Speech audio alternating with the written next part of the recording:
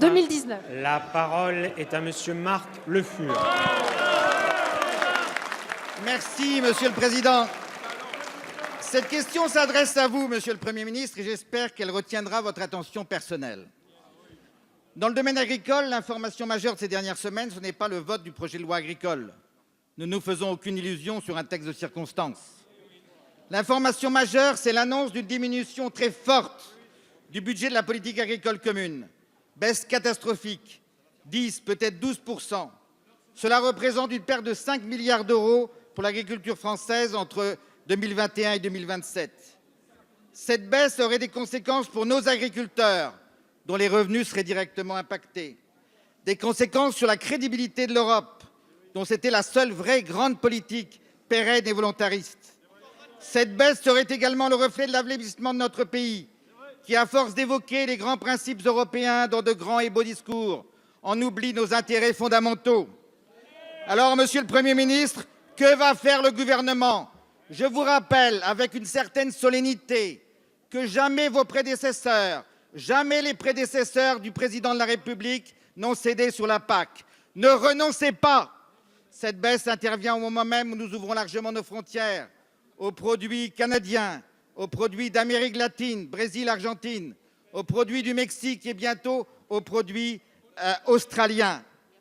Dans une région comme la Bretagne, marquée par une forte spécialisation agricole et agroalimentaire, une baisse de la PAC aura des conséquences dramatiques.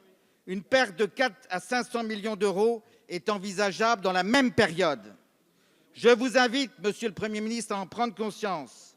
Et puisque vous êtes rendu dans le Cher, après vous être rendu dans le Lot, je vous invite ici, maintenant, en Bretagne, pour travailler, entre autres, sur ce sujet.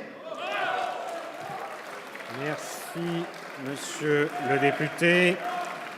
La parole est à Madame Nathalie Loiseau, ministre chargée des Affaires européennes. Merci, Monsieur le Président. Mesdames et Messieurs les députés, Monsieur le député Le Fur, merci de votre courtoisie. La proposition de budget présentée par la Commission n'est qu'un projet. En ce qui concerne la PAC, ce projet n'est pas acceptable.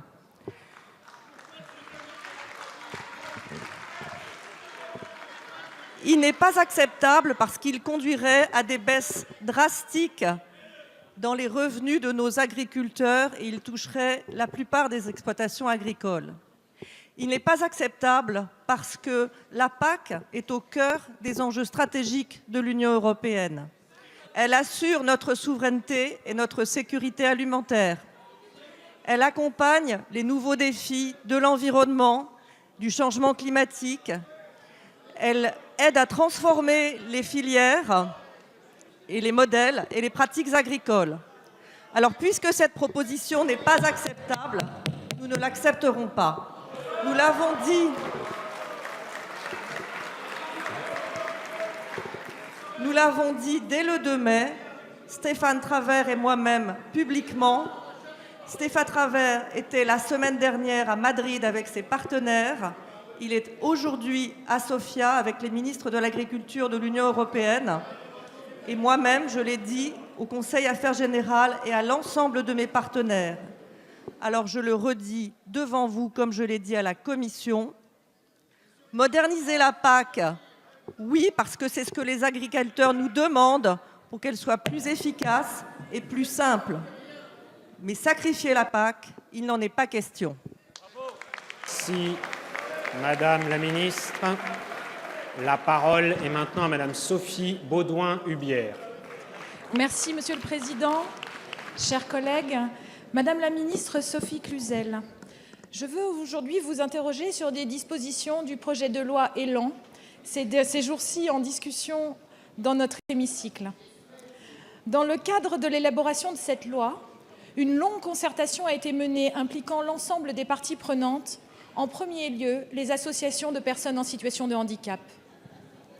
Rappelons-le, le cœur de ce projet de loi, c'est l'ambition de faire face à la pénurie et d'assurer un accès facilité au logement en construisant mieux, plus vite et à coût maîtrisé. L'article 18 tend à préciser les critères